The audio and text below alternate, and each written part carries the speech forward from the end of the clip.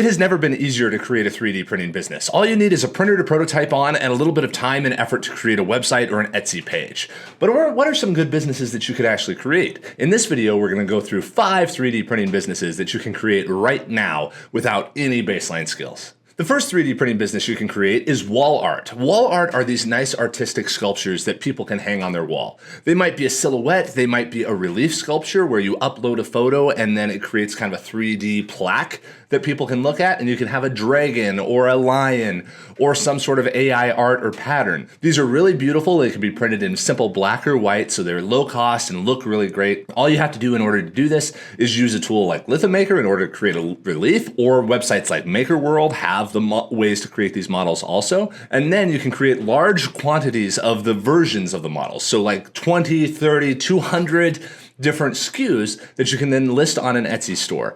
Then, in order to manage that, what you can do is you can plug the store into Teleport and upload those models there so that whenever you get an order, those reliefs are printed and shipped directly to the customer for you. The trick with this business is really the marketing of it. You need to make sure that you have really good photos and are able to create some short form video about it. These types of videos might be simply hanging it on the wall, kind of the experience of it. Order a few yourself or print a few yourself if you have a printer at home.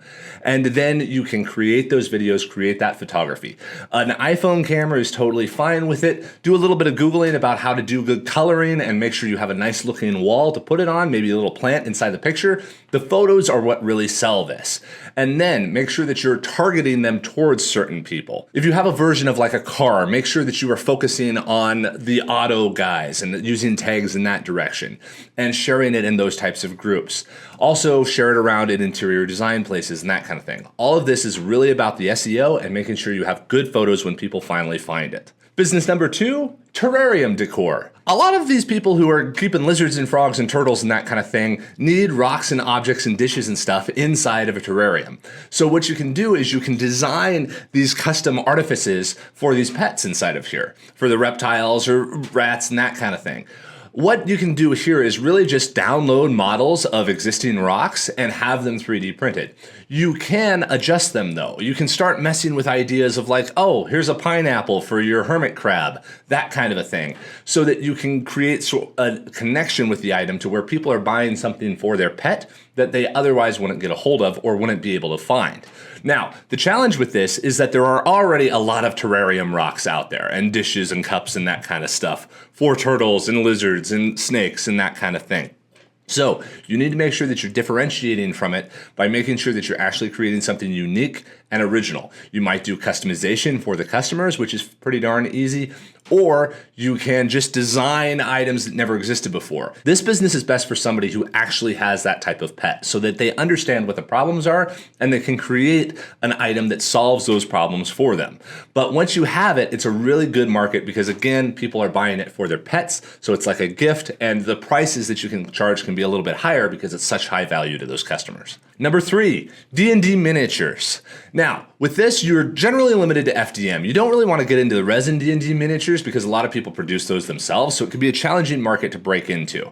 But the terrains, whether it be sci-fi terrain or rocks, I recommend doing more of the medieval sorts of terrains because that is way more popular than the sci-fi versions, even though people are tempted to 3D print those versions.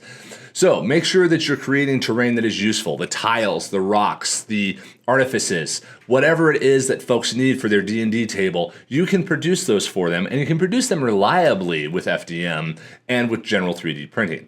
Terrain is great because again, layer lines don't make up a big difference, but you want to verify a lot of these prints to make sure they do look good. You're printing at a 0.2 resolution generally, and that's generally more than enough for all of these. Just make sure that you're tagging them as paintable models, and with this, you are really creating large numbers of variations. If you get into this business, you're really looking at creating at least 100 SKUs and being on the road to more. The good news is that there are a lot of commercial licenses for these files, so you can go to Patreon, download the files for all kinds of terrain from a number of different Patreons, and just start listing those. Again, photography is really important, which can be challenging because when you have this many SKUs, you kind of need to print one of each SKU so that people know what they're buying. There's a lot of people who do the low effort thing of showing STL renders of each one of them, and that's not a good way of doing it. If you have expertise in actual rendering to where you can use a digital file to create something useful, that'd be great. The other option that would be kind of cool is to just take all of the STLs, pull them into a single file, and build out a table to where you can change like the camera view and people can see it in context of all the other models. This is a way to kind of bootstrap the STL render and make it more valuable than just an STL floating in a white void. Don't do that, you won't get any sales. Number 4, woodworking tools. Woodworkers are very open and amenable to 3D printed parts, and there are a lot of designs out there. What you can do is literally just Google 3D printed woodworking tools and see what other folks are selling, and then find popular items from that, and then modify the design if you're a modeler yourself. But if you have a marketing background, you can generally partner with a lot of these people who are designing the STLs in order to get a commercial license and just send them a royalty or some portion of your sales or maybe just a flat fee. And then you can get those files and focus on the marketing of it. Woodworking tools are great because you can demonstrate them. Again, it's best if you are actually in this industry and not just dropping into it because you know how to talk about it and you know what the utility of these tools are. Though, as a side note, if you don't really know what the industry is, you can use tools like ChatGPT in order to use the voice and have some context about it, but you then are dealing with AI voice. But the woodworking tools solve problems for these guys. They're open to 3D printed parts, and you can create something really unique and original that's really demonstrable in short form video. And woodworkers are a bunch of people out there, so it can be really, really valuable market once you break into it and find the item that's good. In this case, you're really more of an inventor than really just downloading files and moving them around. It's much less like POD, you're creating a product, but that's a way of doing it. You might find an influencer who had a video that went viral, but they never sold the item that's shown inside of the video. Those are a good baseline to start from because then you can be the resource to sell that file. Number 5, nightlights. Nightlights are a really common one, and they've never been easier to do. You can upload a nightlight to Teleport, and then we can include a light with the lithophane that you make here, which I'll explain here in just a second. You can make custom nightlights from photos. So again, just like we talked about with the wall art at the beginning, you can do the silhouette or you can do the relief structure. If you do the relief and make it thin enough, light passes on through. So you can actually create a nightlight. And you can put a name across it. You can put a photo across it. You can create all sorts of designs that are just graphic designs. You can then upload them to something like Lithophane Maker or It's Litho, and you can have those files downloaded, and then you stick them in Teleport, and then the bulb and the lithophane are printed and shipped when people make the order. It's a really easy way to do it, so you don't have to deal with inventory or figuring out which nightlight to use. You just use one of these tools generically, and you're good to go.